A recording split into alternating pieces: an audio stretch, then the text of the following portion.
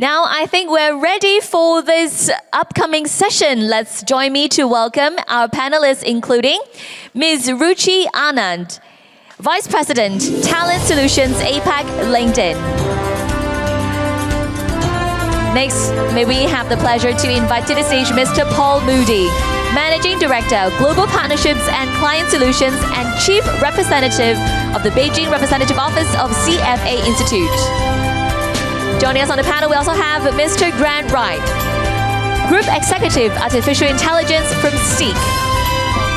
Ms. Joy Xu, Group Chief People and Culture Officer, DFI Retail Group. And our moderator for the session, Mr. Jeff TANG, Partner, Market Development Leader, Consulting, Ernst & Young Advisory Services Limited. Welcome again, all of our panel members. And now over to you, Mr. Tang, to kick off the conversation. Hello there. We have certainly saved the best for the last session today. I mean, throughout the whole day, we hear the word people, we hear the word about empathy. So this is the session where we really take a deeper dive as to about talent. And I like the previous session where they talk about talent are the people who can shape or influence the future. I thought, wow, that's quite profound in that sense. So throughout this hour, we will kind of go through various aspects. We're going to talk about a bit about the talent landscape from a Hong Kong perspective, from quite a number of folks from outside Hong Kong, how they look from that perspective. And we're also going to talk about, what Hong Kong can do better. What can we do differently that make Hong Kong such a unique city on its own? And of course, we can't really have any session today without talking about the AI. But we are talking about AI from the lens of people in itself, right? So that would be an interesting conversation itself. So again, what we're going to do is I hope to get questions from the folks on the floor and from online, because if I get interesting enough questions, I might kind of midway through it pose some questions to the folks out here itself. So with that, let's kick this off with the right energy tempo. So my first question, I'm going to start with from this way in itself. If you have to describe in one word, about the current talent landscape, what would that be and why itself? Ruchee? Thanks, Jeff, and hello, everyone. And the one word that comes to my mind is convergence, because I think this is the time of converging human capabilities as well as technology, AI, as well as converging of how organizations are now not just thinking about do we invest in AI or do we invest in people. It's about actually investing in both. So to me, it's convergence. Thank you, convergence. Paul? Great, thank you, Jeff. And my one word's going to be rewired. And the reason why it's rewired is I think every aspect to the system is being rewired in terms of the way people have to learn and moving from a basis of knowledge to practical skills. And I just want to cite an example from a bunch of professors who I met this week. And they were talking about the changes from their graduates. People have talked a lot during earlier presentations about the reduction in the number of entry-level jobs. And they were saying that over the last 5 years, and I'm speaking from the finance sector specifically, there's been a reduction of 50% in terms of entry-level jobs. And I thought that sounds devastating. And they told me at the same time that salaries have increased above inflation every year over the last 5 years because it created as many opportunities. What it has created is the opportunity for entrepreneurialism, for people to start adding value much earlier in their career by starting their own businesses. And the use of AI to support that is what's actually enabled it. So you can see how the whole system is changing, and by adapting, there's those opportunities as well as those challenges. Grant? Thanks, Jeff. Hi, everyone. I would say noisy, because we spend a lot of time trying to help our customers find great talent. And I think in the world of AI, there's just so much volume out there. You can now have AI agents apply to 1,000 jobs on your behalf. And also, we know almost every candidate is using AI to put their best foot forward. And so the traditional things that we've relied on to understand and determine who is good talent are partly breaking down. And so when everyone looks good on paper, paper no longer matters. And we need to find new ways to bring that signal back, because someone applying to your role is no longer necessarily a signal that they are motivated and interested in your role. And I spoke to someone recently who received 40 different cover letters for a role, and they were all pretty much identical. They couldn't tell them apart. So there's new challenges we have to face in a noisy AI world. Joy. Yeah, for me, this one word is very simple, exciting. We are living through a kind of a dual reality, a profound disruption alongside unprecedented opportunities. So on one hand, technology transformation is significantly shaping and reshaping the work. On the other hand, the humans are adapting and embracing those technology. And then you see new skills, new jobs, new trends are emerging faster than ever. So therefore, the key question for a leader is not just to predict what work will look like in the future, but it's more about how to help our people to navigate and how to help them to be enabled, equipped to deal and adopt with this AI disruption. So for me, I think this is a great way to see the exciting opportunities for people to rise in the wave of AI. Thank you, Joy. So you guys are not making my job easier. I was hoping that, I can find a quick acronym, but, it says convergence start with C, rewire start with R, and then noisy start with N, and then exciting E. So I can't form a word. Sorry, I tried. It didn't work. So Maybe you can give this challenge to the audience. By the end of it, we should get a word from everyone. Yes, maybe. yes, maybe. That would, put that into the questionnaire. So sticking on to that point, we talk about, the changes, that the noise in itself. I mean, the earlier panel talked a little bit, touched upon a little bit on this around the attractiveness conversation, right? We talk about compensation, right? We are in Hong Kong, hub of capital market itself, right? As organizations compete for talent, right? Of course, everybody say compensation is the first thing on their mind. But what's there beside compensation, right? I mean, this morning, the CEO of Jockey Club talked about purpose as being one of the attraction drivers itself. So I'm quite curious. I mean, you guys all come from very, very different background. So in terms of attraction, what would that look like from your perspective, beside compensation per se? Maybe Ruchee? Yeah, sure. So it's a very important question in terms of on everyone's minds, and I think the last question also was, how do we attract talent?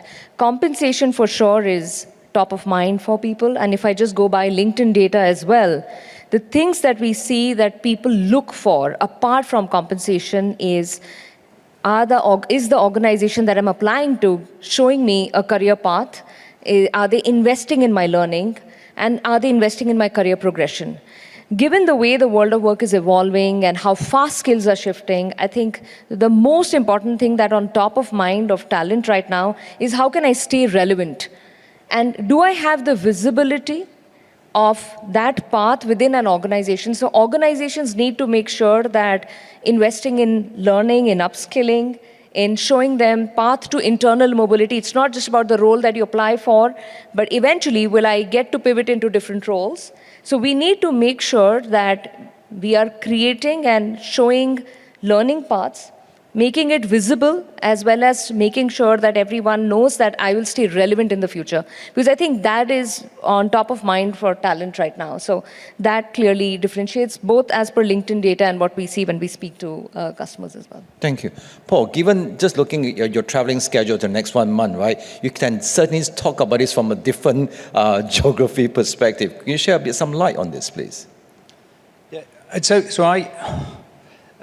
actually, we're going to have some very common probably answers on this one. Certainly, I agree with what the sort of previous speaker, Ruchee, just said. So I think increasingly important is organizations that support their employees to continue their learning journey, whether it's skilling at the start, sort of upskilling, reskilling. And it doesn't matter what stage of your career you're at, the ability to do this. But the second thing I would say is I don't think an organization can teach you AI. I think they can create an environment where you can learn and upskill yourself. I met a really inspiring gentleman a couple of weeks ago, actually in Mumbai, a really talented fund manager. He was inspiring the audience in a similar sort of forum such as this of how he was using AI now, where he used to have a team of 30 people and he was using AI to do pretty much the work himself, and he was still delivering amazing results. And I thought he must have become an expert years ago. Only 6 months early did he start using AI. He was 72 years old. And he was inspiring the whole audience. But it's that framework of allowing people to learn rather than teaching you, and people have got to want to learn, but it's actually not that difficult if people want to apply the tools. They're very intuitive and much to reducing that fear for people to start adapting the way they work and the way they operate. Right. I want to jump to Joy first, because Joy, DFI operates across, different parts in Asia, right? Do you see, the notion of attractiveness differ from the different markets that you guys operate? Yeah, thank you, Jeff. I think that's a fantastic question. For those people who may not know us, DFI is a pan-Asia, multi-format leading retailer covering 12 markets, operating 5 different retail formats. We serve 22 million customers per week. So we got to get this right, how we attract talent across market and cross culture. So to me, I think this is all boils down to a fundamental question: do I have a future here? And whether the employee feel they can continue to learn and then their skills stay relevant, whether they feel they belong to this place despite of changes and maybe because of changes. So for us, this approach is anchored in our employee value proposition called creating possibilities every day. It's really to amplify, the individual's impact and then help them to provide them with career opportunities so they can creating better impact and then they link to our purpose, serving customers every day. So very relevant to the other speakers' talks, it's how to cultivating this continuous growth through a structured career pathing as well as a continuous learning support. So all this come together, I think it's become more attractive to talent across markets. Thank you, Joy. So there is hope. Grant, I mean, you're in kind of the people call it the cool sector kind of thing, right? So I'm just curious, because you're in the cool sector, does it make it easier? Is it more easier to attract talent as compared to what you call the traditional sector per se? Yeah, in some ways, but then so SEEK is a global recruitment platform business, and JobsDB is our business in this market, but we operate across 8 markets. And then obviously running the AI group, in one way it makes it easy to attract people, in another way it's never been more competitive to try and find AI talent. And I've been fortunate to run the team for the last 9 years, and we've grown it from 25 people to 300 people. So we've had to find talent consistently over many years. But we find in our regions that the combination of a great purpose, so helping people get jobs, helping companies find great talent, the combination of great data and then executive support to invest behind this technology very early and continue to grow the team has been very helpful, and we find we can attract a lot of talent through those things, but it's never been harder to attract AI talent. And increasingly we're finding and seeing in our data that job security has actually jumped to number 2 behind salary. So people want to know you're a growing business and that as the market changes, you're going to help people reskill, not just replace them. All right. Thanks, Grant. The questions start flowing in. I only can see one question. If somebody can scroll to the second and third questions, I can see what are those questions. But I like the first questions, right? And Joy, I'm going to come after you for this one, right? A lot of talent strategies seem to design for knowledge workers and office-based roles. But industries like retail and finance also depend heavily on frontline and operational staff. Are we leaving those people behind in the conversation? Joy, you're a perfect person to answer this. Yeah, maybe I can share with you our DFI experience here. Firstly, for DFI, we employ nearly 80,000 employees across 13 markets. So for us, our talent strategy clearly anchored in our overall group business strategy, which is a customer first, people led, and shareholder driven. In order to deliver on that strategic ambition, from skills standpoint, we actually segment our talented skills from the core retail skills, meaning commercial operations, including store operations, and all the way to emerging skills like digital, AI, data, and then to professional and leadership skills. So it's a large spectrum of skills we defined for our organization. And secondly, we believe our store is the heart of our organization. So we invest heavily in our store frontline development as well as a store manager capability development. And then people engagement is also a critical skills. We deploy that not just in the office, but also deeply into our stores. We run thousands of stores across all our markets. So it's very critical for us to enable our front lines with the digital skills so they can operate EPOS much better. They can use automatic thermic monitors. So we want to enable them with the technological tools so their job make it easier, simpler, and then they can really serve our customer better and then sell more. All right. Thank you, Joy. I hope that answers your questions.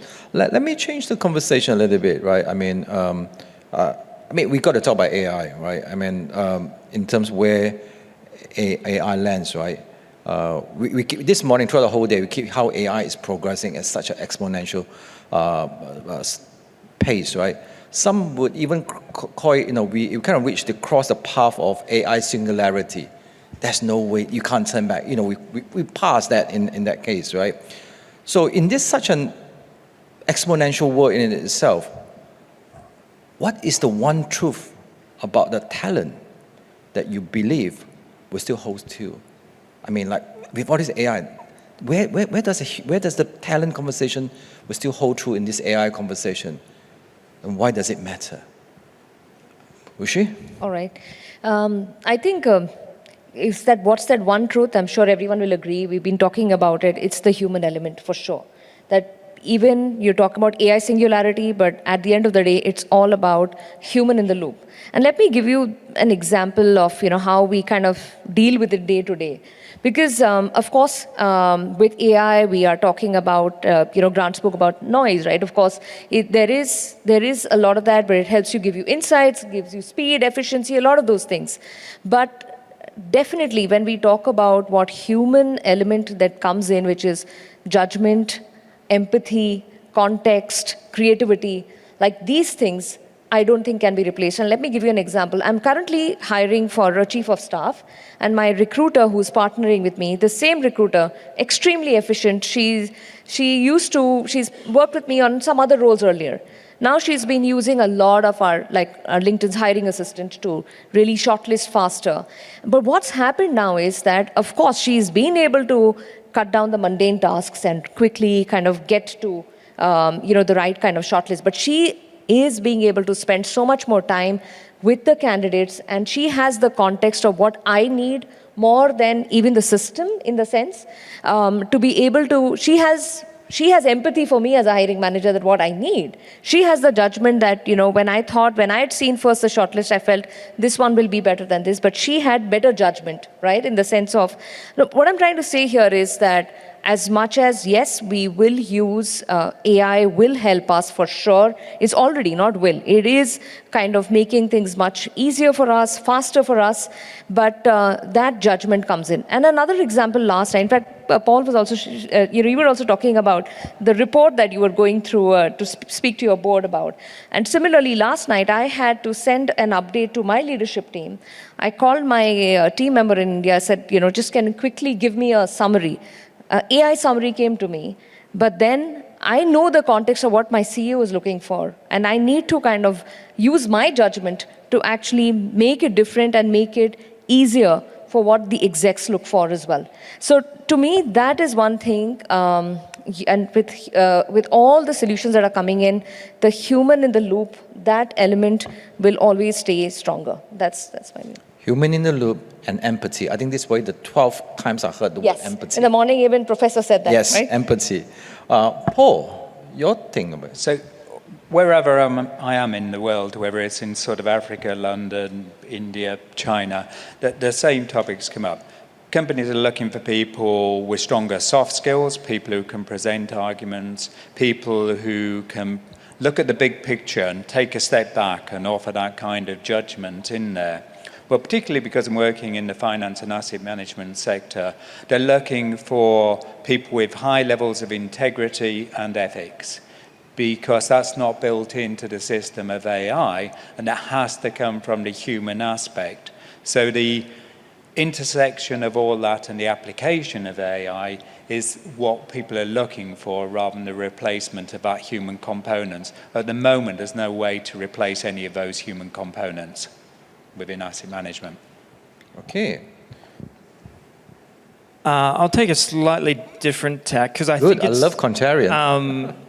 I just think nobody knows yet. So I think I do agree that judgment, particularly judgment where on things like where is the data wrong, or where do you have to make a decision where the data is poor, I think that'll be around possibly forever, certainly for a long time.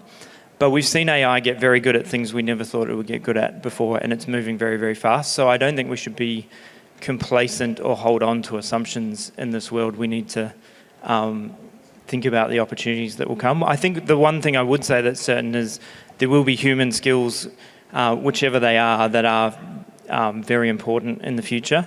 And whatever they are, they'll be scarce, they'll be heavily competed, and more so than we've seen before, and they'll be competed for globally. Thank you. Joy. Yeah, I think it's similar to the other speaker's point here. I really believe the human capability will matter more in the era of AI.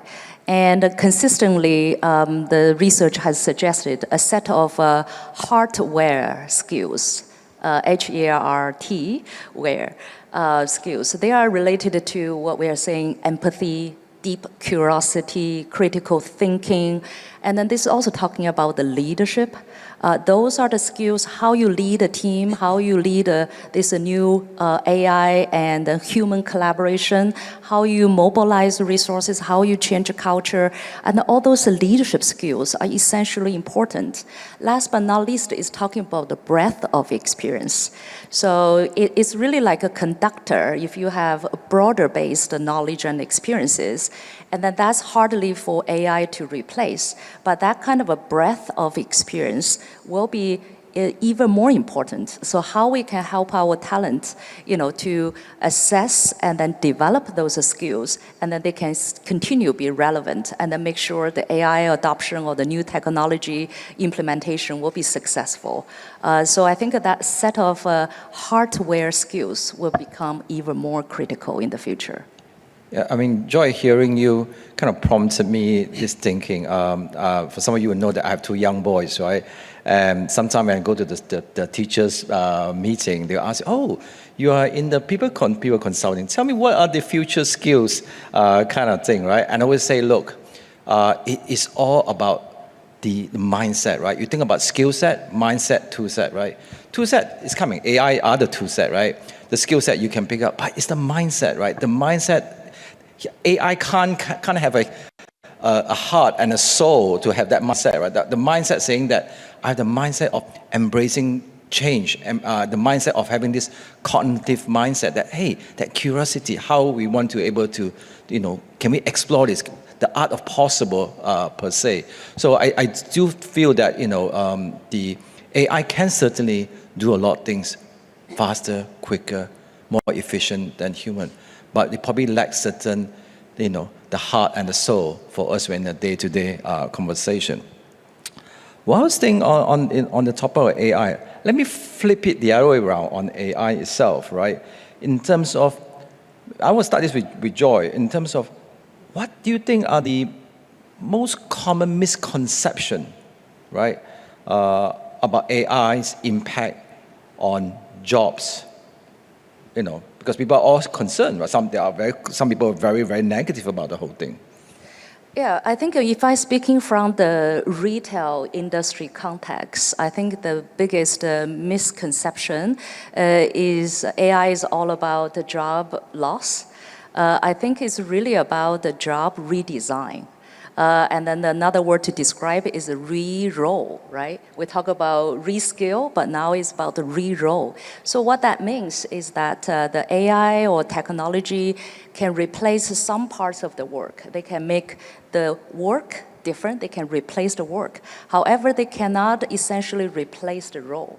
So that means we need to actively map out, what are the work and the workflows can be replaced by AI, then free out the capacity of talent, and then they can move up the value creation, meaning that they can do more analytical roles and then connect with what they do best, which is to serve, to collaborate, to innovate, to care, to serve, right? So I think that's really powerful. If we can look into the future job design, re-role, then help our people to upskill, to do the future work better.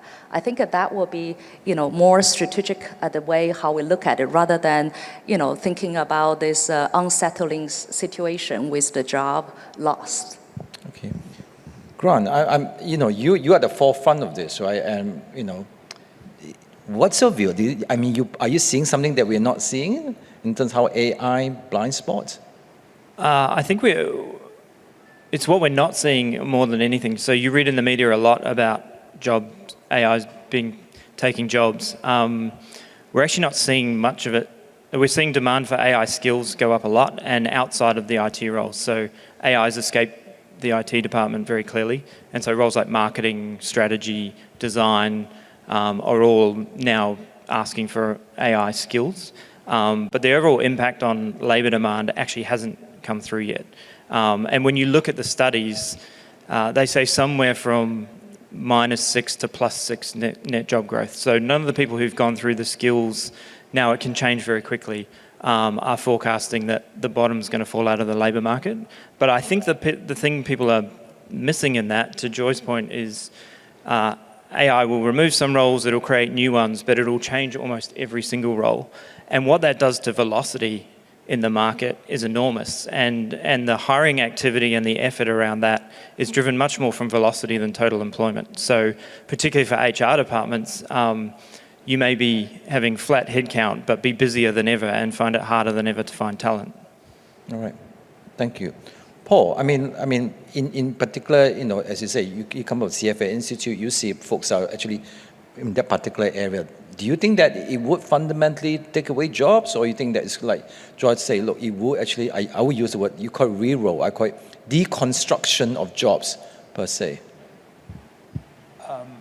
I wish I could be as optimistic as Joy for the finance sector. I can't.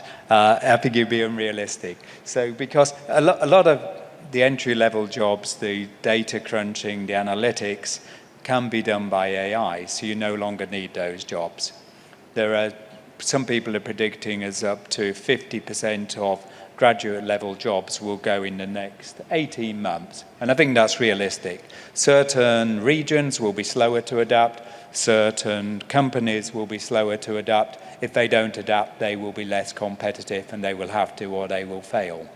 However, I'm also seeing, so I can agree with the other comments about the sort of changing roles and the changing skill sets, and that there is a shortage of skills in new sectors. So the intersection of AI and finance, there's a massive skill gap at the moment. It's incredibly hard to find people who can do that.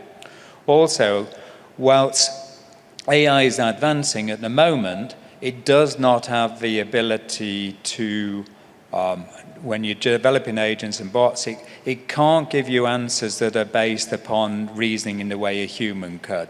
So people who work in this sector constantly tell me it's really difficult to train an agent to give you an answer which isn't based upon historic inputs into it. And the opportunity for hallucinations is vast, and the result of that when you're trading on a sort of regular basis is unacceptable for really large-scale application. So you're definitely seeing a demand for more jobs that are AI and finance-led. You are seeing a need to upskill every single part of your workforce, and if you are not AI-enabled, then you are irrelevant in the workforce, and that doesn't matter what stage of your career you are at. And we are still seeing, certainly in the finance sector, the need for people with those critical thinking and big picture skills to take a step back, and a strengthening of areas like risk, compliance, legal, to ensure that what you're doing doesn't come back to you in the future, and that you've got the same levels of integrity in capital markets as you've had in the past. So very different, but unfortunately I do think there will be considerably less roles net in finance. Thank you. Ruchee, to some degree, you guys have been like, to some degree changed the way the role of talent acquisition is evolving, right?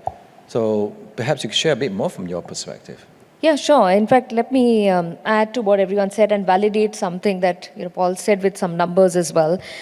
Yes, for sure. If we look at it, firstly, to answer your question on misconception, the misconception that AI literacy is required or concentrated only for few functions. I think firstly, I think we all agree it's for everyone. And when we say literacy, it means like literacy in the old sense was reading, writing, arithmetic, but it's all about application. So similarly, not just knowing how to use one or two tools, but really applying it in the flow of work.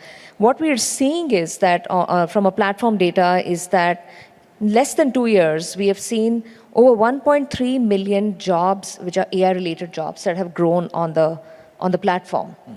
Now, which also means that while those jobs are growing, it's almost to the point that it's not about fewer jobs, but it's about newer jobs, right? That's where it is about evolving job descriptions, new skills, because the thing that we are seeing that every role today, the skills are changing for everyone to be successful in their role. So 70% of skills shift is what we are seeing in every role by 2030.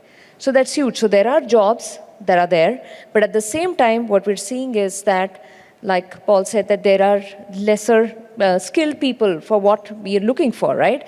So we are seeing at the same time people are hungry to learn more. We've seen a 70% year-on-year increase in people learning AI adjacent skills, like prompting, orchestration, a lot of those skills that people are learning. However, there is a disconnect between the number of jobs, the newer jobs that are there, and people who are ready. So we need to make sure that there is a lot more effort by the ecosystem that's put in to make sure that there's skilling in that direction.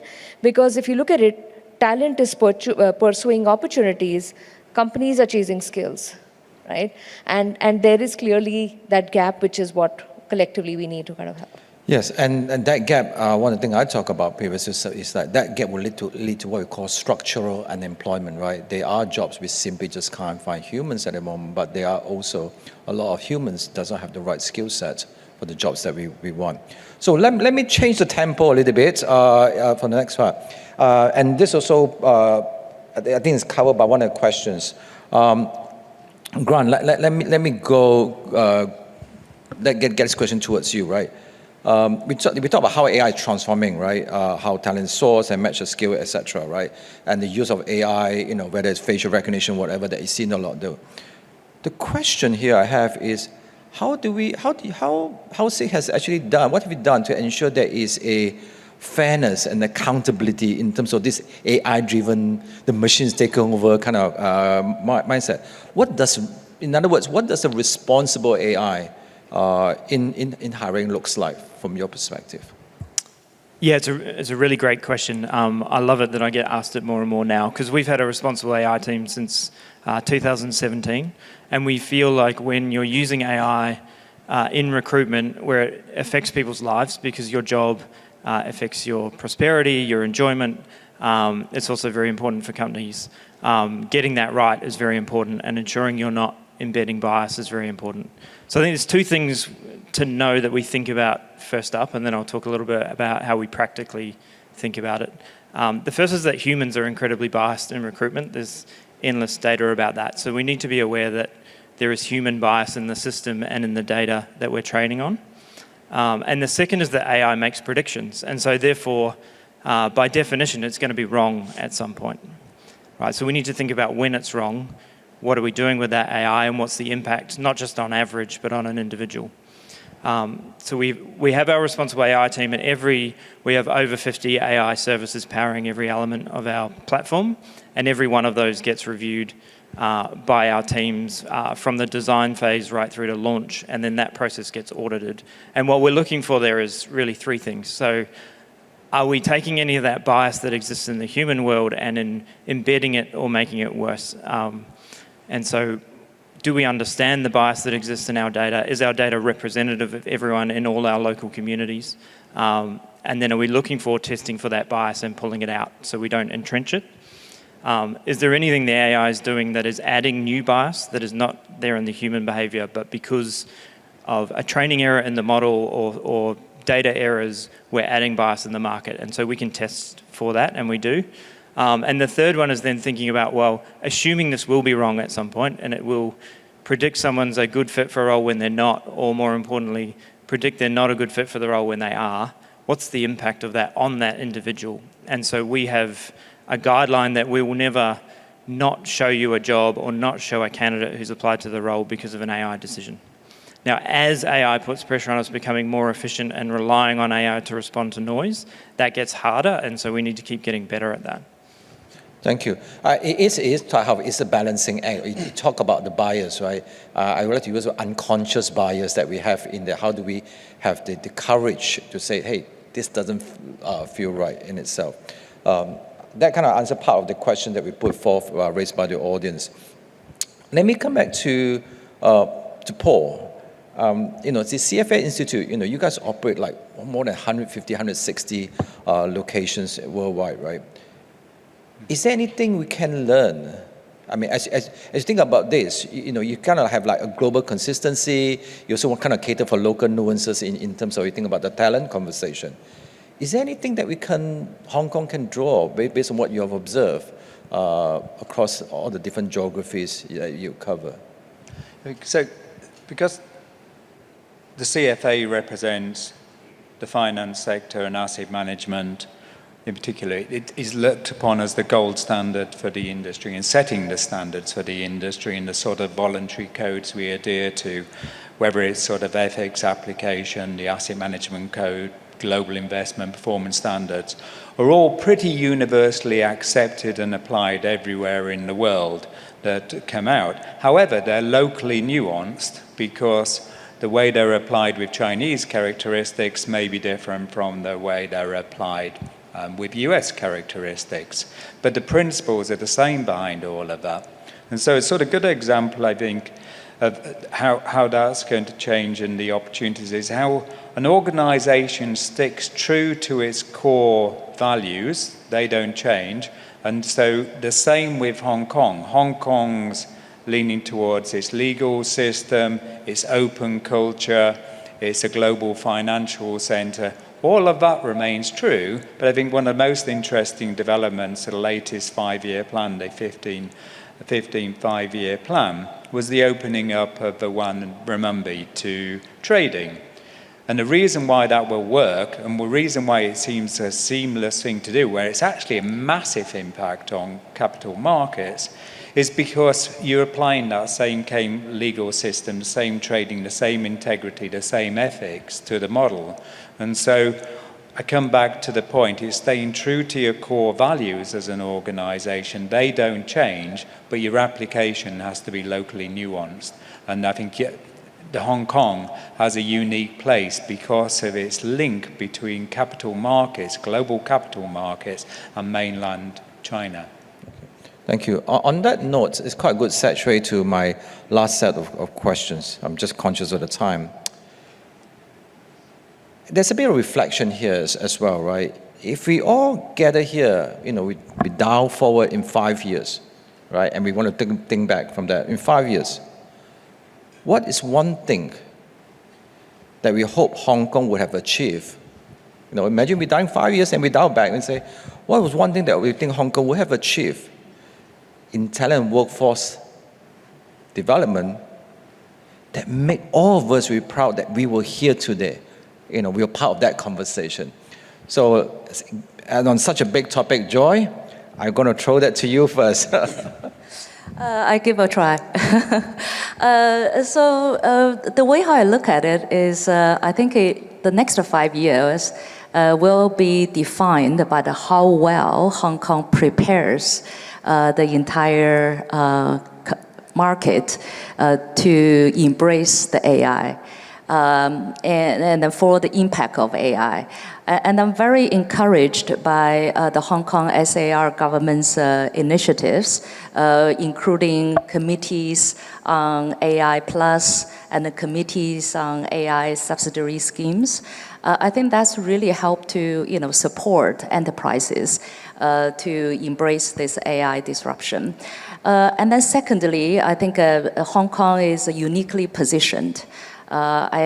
And then I think 5 years later, if you're looking back, I really hope Hong Kong will become, the top 3 global talent hubs in the world, connecting the north to south and the east to west, where I think diverse, multi-generational, future-ready, society, which will confidently lead and then grow and then thrive for the future. So that will be, my hope. Thank you. So we can tell the government today we rank 4th. We want to rank at least top 3, right? So we have a one KPI in that sense. Grant, what do you hope? So I totally agree with all of that, and I think Hong Kong's always been very good at attracting great talent, and that's just been proven with the number 4 stat. So I'd like to see us sitting here in 5 years thinking about Hong Kong having solved the development problem for those people who are in jobs, but their roles are changing and their skills needs are changing, and particularly solving the apprenticeship problem, which I think was spoken at the previous panel. But when you are taking away the entry-level jobs and the role that it gives you to fail fast and learn how the organisation works and learn on the job, I think that's going to be a huge challenge, and I'd love to see Hong Kong lean into that and solve it. So I'd like to take the easy option and agree with everything of the previous speakers. Oh, come on, Paul. But no, add to it. And I'd like to see Hong Kong take the lead in setting the standards for the ethical adoption and regulation of AI. Not necessarily being the first mover, but the one who sets the standard. And again, relating to the finance industry, ensuring that it retains its position as leading in terms of regulation, in terms of legal frameworks, in terms of the way the system operates to prevent any unintended consequences. Thank you. Ruchee, what's one thing that you look back? I have no doubt with the kind of work and, the fact that everyone's here and the investment by the government as well as, Hong Kong talent engaged to bring everyone together, that in 5 years, definitely Hong Kong will continue to be like a skills ecosystem, dynamic skills ecosystem, which is like a gateway to the world, human-led, AI-enabled, and a skills-first, kind of center for the world. You stole all the words I was going to use. Now I have to think of a name. I've done that for you. I mean, for me, I look at Hong Kong. I mean, if I look back in 5 years when we gather here again, right? I really sincerely do hope that people look at Hong Kong. It has that. I use the word swagger. Hong Kong has that swagger. This is a city that is unique. It has the vibrancy of where everyone will come here, the international talent, and say, this is where things gets done. This is where things happen, right? This is where we shape the future of things, right? So I think that is something that if we can actually show to the world that we can do that and people wanting to come here, I think to me that would be, I'll be fantastic for Hong Kong itself.